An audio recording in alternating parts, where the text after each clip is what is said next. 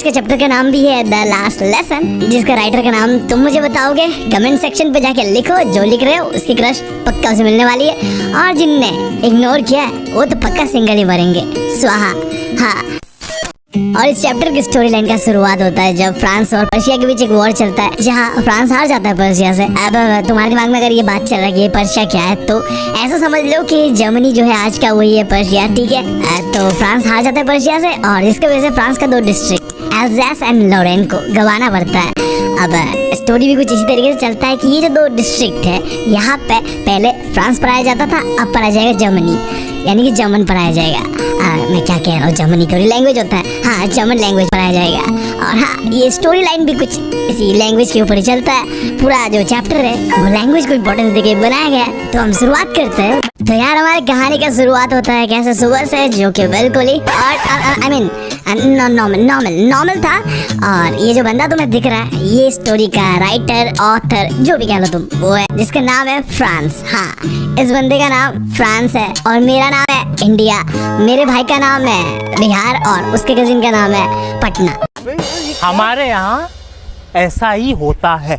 Scene कुछ ऐसा है देखो कि सुबह का समय है जैसे मैंने बताया, और भाई को हो रहा है लेट स्कूल जाने के लिए। ऊपर से भाई को उसके टीचर एम हेमल ने कहा था कि पार्टिसिपल्स के बारे में अच्छी तरीके से पढ़ के आना, और हमारा भाई भी लाइक, अरे मुझे क्या पता, मुझसे पूछे जा रही है बार-बार। बंदे को एक वर्ड नहीं पता पार्टिसिपल्स के बारे में, ठीक है। ऑलरेडी लेट हो चुका है और ऊपर से उसे कुछ आता नहीं है। सही है। तो ऐसे मोमेंट में जैसे कि हम क्या सोचते हैं कि मार देते क्लास, सेफ रहेगा, तो ये भी तो वही सोचेगा ना। तो इसके दिमाग में चल रहा था कि क्यों ना आज बंक मार दिया जाए। मौसम इतना नॉर्मल है, मौसम नॉर्मल है। हाँ, झाड़ियों पे चिड़िया चूचू कर रही है, और दूसरी साइड में ओपन फील्ड है जहाँ पे पर्शियन सोल्जर्स ड्रिलिंग कर रहे हैं। अब ये चीजें उसे ज्यादा इंटरेस्टिंग लग रहा था पार्टिसिपल्स का रूल्स जो भी होता है उसको सीखने से। तो भाई पक्का कर लिया था कि आज बंक ही मारना है। बट भाई को पता था कि हाँ, अगर मैंने बंक मारा तो एमएमएल मेरा मार लेगा यार। तो अपने मन को मार के भाई ने सोचा कि चलते हैं, स्कूल ही चलते हैं। अब जाते वक्त वो गुजरता है एक टाउन हॉल के सामने से, जहाँ लोग खड़े हुए थे एक बुलेटिन बोर्ड के पास। अब देखो, अगर तुम्हें ये समझ नहीं आ रहा कि ये बुलेटिन बोर्ड है क्या, तो मैं बता दूं, ये समय है 80 से 90s का, ठीक है। उस समय ना ही न्यूज़पेपर होता था, ना ही टीवी होता था, ना ही आईफोन होता था, ठीक है। तो जो भी खबर छपता था ना, तो वो ऐसे बुलेटिन बोर्ड पे छपता था। और पिछले 2 सालों से जो भी बुरा खबर आया था ना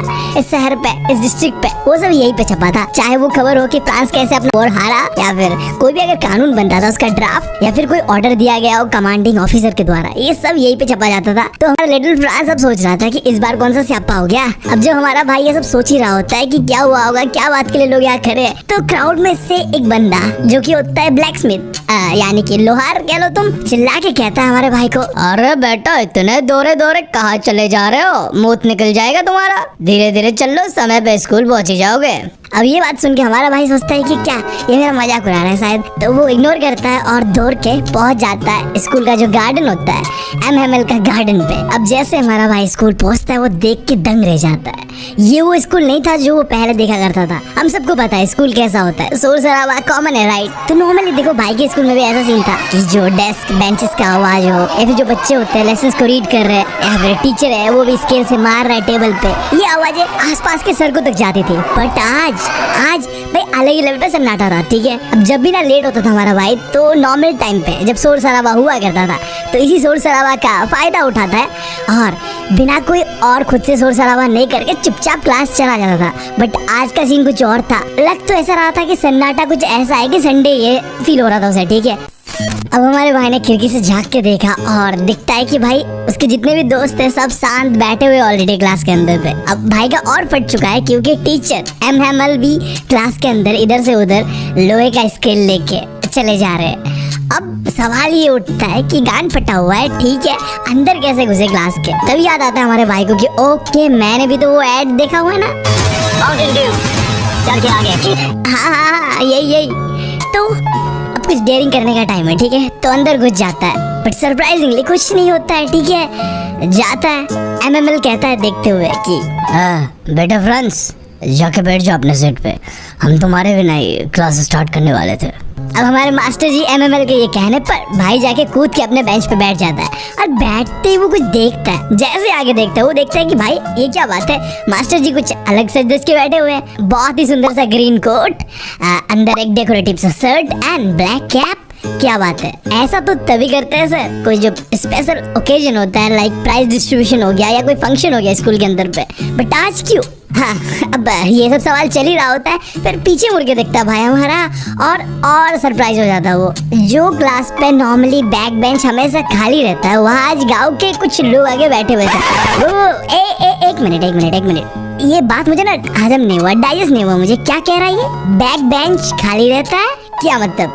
ये दुनिया का एक लौता स्कूल होता होगा जहाँ बैक बेंचर्स नहीं है, ये कहना चाह रहे हो तुम? ऐसा कैसे हो सकता है भाई, बैक बेंचर्स नहीं है स्कूल क्लास के अंदर पे? मुझे ना ये बात बिल्कुल डाइजेस्ट नहीं हो रहा है। आई डोंट नो मैं कैसा रिएक्ट करूँ यहाँ पे, बाद में रिएक्ट करता हूँ, अभी के लिए आगे बढ़ता हूँ। तो बैक बेंच पे आके कुछ गांव के लोग बैठे हुए थे। कौन कौन थे? सबसे पहले एक बंदा जो कि एक ट्रायंगुलर शेप का टोपी और चश्मा पहना है, जिसका नाम था ओल्ड हाउसर। एंड इसके बाद farmer mayor, farmer post master और भी कई सारे लोग पीछे बैठे हुए थे। उन सबको देख के लग रहा था कि वो काफी दुखी है। स्पेशली ओल्ड हाउसर का बात करूँ तो उनके हाथ पे एक किताब सा था, primary book ABCD, I don't know क्या होगा, ठीक है, वो लेके हाथ पे चश्मा पहन के उस पुराने सी किताब को देख रहा था। तो अब मैं थोड़ा सीरियस होने वाला हूँ, बकेती होने करेंगे, क्योंकि अब तो सीन ही कुछ ऐसा रहेगा। देखो, जहाँ हमारा भाई इधर उधर देख रहा था कि हाँ पीछे क्या चल रहा है ये सब, MML अचानक से खड़ा होता है और कहता है, मेरे बच्चों ये आखिरी लेसन है जो मैं तुम्हें दूंगा आज। बर्लिन से ये ऑर्डर आया है कि आज से एल्ज़ेस एंड लोरेन के स्कूल्स पे सिर्फ और सिर्फ जर्मनी पढ़ाया जाएगा। तो ये आज तुम्हारा आखिरी फ्रांस लेसन है, तो मैं चाहता हूँ कि तुम ध्यान दो आज। अब ये सुन के हमारा भाई फ्रांस बिल्कुल सदमा में था। अब उसे समझ आया कि हाँ वो जो बुलेटिन बोर्ड में क्या छपा था और लोग क्यों इतना भीड़ लगा के बैठे थे हुआ। अब वो ये सोच पे पड़ गया, क्या ये सच में मेरा आखिरी फ्रांस लेसन है? क्योंकि उसने अभी तक मुश्किल से ही लिखना और पढ़ना सीखा था। अब वो अपने आप पे सॉरी फील कर रहा था कि क्यों उसने अपने लेसन टाइम पे कंप्लीट नहीं किया, अच्छे से नहीं पढ़ा। और साथ ही साथ वो अपने मास्टर जी MML के लिए भी बुरा फील कर रहे थे।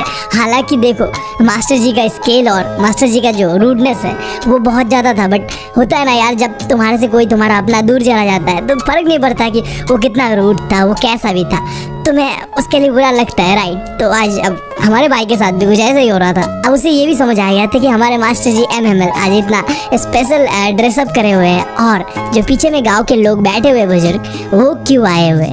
वो सिंपल इसलिए आए हुए हैं क्योंकि वो एक तरीके से उनका तरीका था थैंक करने का हमारे मास्टर जी MML को, जिन्होंने ईमानदारी से 40 साल अपना ये टीचिंग करियर को दिया था। और साथ ही साथ ये एक तरीका था रेस्पेक्ट शो करने का अपने कंट्री को, जो आज वो खो चुके हैं। मतलब समझ रहे हो ना बात? जर्मनी ने इन दोनों डिस्ट्रिक्ट को कब्जा कर लिया है, तो अब ये जर्मनी का पार्ट है ना, तो अब फ्रांस तो रहा नहीं। जो फ्रांस के लोग हैं, लैंग्वेज अब सब धुल जाएगा भाई, अगर रहना है कंट्री पे। तो अब जो हमारा भाई गहरे ख्यालों में खोया हुआ था, अचानक से उसका नाम बुलाया जाता है। इस बार उसका टर्न था पार्टिसिपल्स बोलने का। अब भाई ने सोचा कि आखिरी दिन है, सर को इम्प्रेस करना है, तो कुछ ऐसे फराटेदार तरीके से पार्टिसिपल्स सुनाऊंगा ना सर को कि सर अपना बेटी का हाथ ही दे दे खुश होके। अरे शर्म नहीं आता आपको? बट होता कुछ ऐसा है, पहला वर्ड से ही वो अपने आप को मैच अप कर देता है। हाँ, और कुल्ला के बात ये कि भाई अपना बेइज्जती करवा लेता है। अब होता है यार परफॉर्मेंस प्रेशर, है ना, कि पूरे क्लास के सामने तुम्हें करने दिया जाए, नहीं होता यार, कपता है, मेरा भी बढ़ता है। बातें करना होता है, असली है ये लोना। तो अब लगा कि मास्टर जी के हाथ से पक्का गाली सुनूंगा, बट होता ऐसा कुछ नहीं है, ठीक है। MML भी लाइक चिल्लाता नहीं है, बट हाँ सुनाता जरूर है। देखो कैसे MML कहता है कि देखो क्या हो रहा है आजकल, हम सब लोग को लगता है कि हमारे पास बहुत समय है चीजों को पढ़ने का, सीखने का। हम हर एक चीज को टाल देते हैं कि हाँ कल पढ़ लेंगे, कल पढ़ लेंगे। अब इस चक्कर में कुछ समय ऐसा आ चुका है कि हमने उन लोगों को मौका दे दिया है, राइट दे दिया है। अब यहाँ पे उन लोग यानी कि सेंस हो रहा है कि जर्मन लोगों ने इन दोनों डिस्ट्रिक्ट पे कैप्चर कर लिया ना, तो जर्मन लोगों के बारे में कहा जा रहा है कि उन लोगों को हमने मौका दे दिया ये कहने का कि तुम किस तरीके का फ्रेंचमैन हो जिन्हें अपना लैंग्वेज न बोलने आता है न लिखने आता है। और इस चीज में सिर्फ तुम्हारी गलती नहीं है मेरे प्यारे लिटिल फ्रांस, इसमें हम सबकी भी गलती है, तुम्हारे माता पिता की, जिन्होंने तुम्हारे पढ़ाई के ऊपर ज्यादा ध्यान नहीं देते हुए उन्होंने क्या किया, तुम्हें फार्म पे भेज दिया कुछ चंद पैसों के लिए, काम करने के लिए। और मेरा भी गलती है इन सब में, ठीक है। मैं भी तो तुम्हें अपने गार्डन पे जो पेड़ पौधे होते उन्हें पानी डालने भेज देता था क्लासेस को नहीं करा के, और जब मुझे फिशिंग करने जाना होता था मैं तुम्हें छुट्टी दे देता था। तो गलती सबकी है यार। मतलब हमको एक चीज बताओ यार, ये गलत है भैया, ये गलत है। बाकी सब ठीक है, बट क्या है यार, मतलब बाल मजदूरी कराया जा रहा है बच्चे से, गार्डन में पानी डालवाया जा रहा है, माली का काम करा दिया जा रहा है बच्चे को। ऐसा थोड़ी करते कोई। खैर जो भी हो, ये थोड़ा बहुत गहरे गहरे बातें करने के बाद अब हमारा जो एम हेमल था यानी कि हमारे मास्टर जी, उसने अब फ्रांस लैंग्वेज के बारे में कुछ अच्छी अच्छी बातें बताना शुरू किया कि ये बहुत ही ब्यूटीफुल लैंग्वेज है दुनिया का एक, जो कि क्या है, क्लियरेस्ट और मोस्ट लॉजिकल लैंग्वेज में से एक है। और हम सबको इस लैंग्वेज को बचा के रखना है, गार्ड करके रखना है और कभी भूलना नहीं इस लैंग्वेज को। हो सकता है कि आज हम गुलाम हैं, बट इस गुलामी का जो चाबी है ना, स्लेवरी का जो चाबी है ना, वो हमारा लैंग्वेज ही है। अगर हमें हमारा लैंग्वेज आए तो इसी से हम अपने आप को कनेक्ट कर सकते हैं, जोड़ सकते हैं, बॉन्डिंग होगा, सेंस ऑफ, और यही आगे जाके हमें आज़ादी देगा। एंड देन ये लेक्चर देके उन्होंने अपना ग्रामर किताब को ओपन किया एंड रीड करना शुरू किया। और सबसे औसम बात क्या था पता है, इस बार ना एमएमएल कुछ इस तरीके से पढ़ा रहा था कि भाई साहब हमारे भाई को और पूरे क्लास को ना बहुत ही बढ़िया तरीके से समझ में आ रहा था। लाइक लिटरली जिंदगी में भाई ने कभी इतना ज़्यादा फोकस नहीं दिया होगा जितना आज के इस लास्ट क्लास पे दिया जा रहा था। हर एक वर्ड समझ आ रहा था। और हमारा मास्टर जी एमएमएल भी कुछ इस तरीके से फ्लो में पढ़ा रहा था ना कि जिंदगी का बस आज ही है, जो ज्ञान है बस दे देना है बच्चों को, और बच्चे भी लाइक आज जो है आज ही कर लेना है, ठीक है। इस चक्कर में क्या हो रहा था, बहुत ही अच्छा फ्लो बन रहा था, टीचर का भी और स्टूडेंट का भी। और ये सब देखते हुए हमारा भाई मन ही मन सोच रहा था कि इतना ध्यान से तो मैंने आज तक जिंदगी में कभी नहीं पढ़ा, और हमारे सर जी ने भी नहीं पढ़ाया। ये सब बातें चल ही रहे होते हैं। इन सारी चीज़ों के बीच मन ही मन हमारा भाई ये सोच रहा होता है कि हाँ आज हमारा लास्ट लेसन है, कल से तो फिर हमें जर्मन लैंग्वेज पढ़ना है। तो छत के ऊपर जो कबूतर है कुछ जो गुटर गुटर कर रहे हैं, क्या उन्हें भी जर्मनी सिखाया जाएगा? जब जर्मन लोग आएंगे, जर्मन टीचर्स, इन्हें भी जर्मनी सिखाएगी क्या? अब देखो हमारे भाई को जो भी काम लिखने का दिया गया था वो कर रहा था। अब ये करते करते जब भी वो एमएमएल की तरफ यानी कि अपने मास्टर जी की तरफ देखता था ना, तो ऐसा महसूस होता था कि मास्टर जी ना एक जगह पे चेयर पे बैठे हुए शांत, हिल डुल नहीं रहे, मोशनलेस, बस चीज़ों को तक रहे, देख रहे, इस तरीके से कि वो चीज़ों को ना याद करने का ट्राई कर रहे हैं, अपने सिर पे डाल रहे हैं, मेमोराइज कर रहे हैं। क्योंकि ये वो जगह था, ये वो क्लास था जहाँ उन्होंने अपना 40 साल बिताया था। हर एक मोमेंट को उन्होंने जिया था, चाहे वो कैसा भी मोमेंट हो। अब ये सारी चीज़ छोड़ के उन्हें जाना होगा एक ऐसा जगह जहाँ उन्होंने अपना 40 साल बिताया था। आज वो जगह उसे छोड़ना होगा, यही नहीं उन्हें अपना कंट्री तक छोड़ना होगा।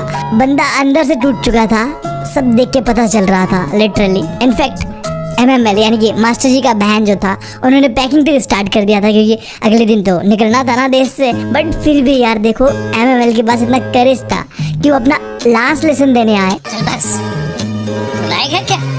अब ऐसे ही सोचते सोचते क्लास खत्म होता है राइटिंग वाला एंड स्टार्ट होता है हिस्ट्री क्लास। और इन सब चीज़ों के बीच जो बैक बेंच में लोग कुछ बैठे हुए थे ना गांव के, उनमें से जो वो चश्मा पहने हुए अजीब सा टोपी पहना हुआ एक आदमी था जिसका नाम था ओल्ड हाउसर। वो तो कुछ ज़्यादा इमोशनल होकर बैठा हुआ था, चश्मा पहना उसने और अपने हाथों पे वो पुराना सा किताब लिया, प्राइमरी बुक, एंड वो रीड कर रहा था बच्चों के साथ। और उसे देख के ना ऐसा फील हो रहा था ना, लाइक होता है ना जब एक इंसान रोने की कोशिश कर रहा होता है, आंखों में पानी होता है, नमी होता है, देन वो अपने आंसू को रोक भी रहा होता है, रोने की कोशिश नहीं भी कर रहा होता है, स्टिल उसका जो बात होता है उसे पता चलता है कि वो अंदर से सैड है, ठीक है। अब ऐसा कुछ नहीं इस बंदे के साथ भी हो रहा था, दिख रहा था कि लिटरली उसके वॉइस पे वो इमोशन दिख रहा था कि वो रोने ही वाला है बस। अब ये सारी चीज़ें ना आगे से हमारा भाई और उसके सारे जो 200 लोग हैं ना, वो देख के मतलब ऐसा रिएक्ट कर रहे थे कि फनी है, बहुत फनी है, ठीक है। अब इसको देख के हंसने का भी मन कर रहा था और रोने का भी मन कर रहा था। लाइक लिटरली इमोशनल सीन है एंड देन साथ साथ थोड़ा फनी भी है,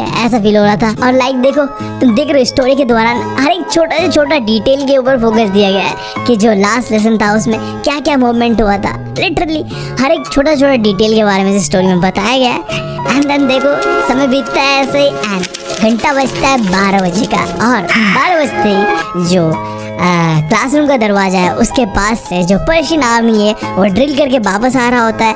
और ये चीज़ देख के ना अचानक से एम हेमल यानी कि हमारे मास्टर जी खड़ा हो जाता है अपने चेयर से एंड खड़ा होके कुछ बोलने ही वाला होता है। और जब वो बोल रहा होता है उसे देख के हमारा भाई सोच रहा होता है कि लाइक लिटरली मैंने मास्टर जी को इतना टॉल आज तक कभी नहीं देखा, this is the first time I सी।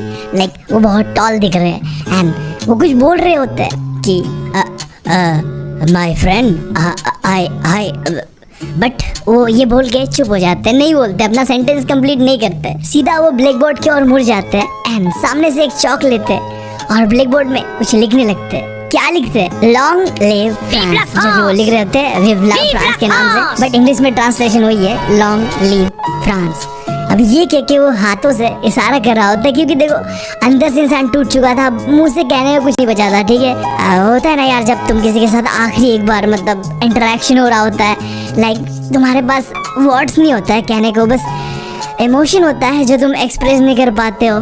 तो ऐसा कुछ सीन था यहाँ भी। तो हमारा मास्टर जी MML हाथों से ही इशारा करते हुए ये कह रहा था कि क्लास इज डिसमिस, तुम सब जा सकते हो। एंड दैट्स हाउ हमारा स्टोरी होता है खत्म।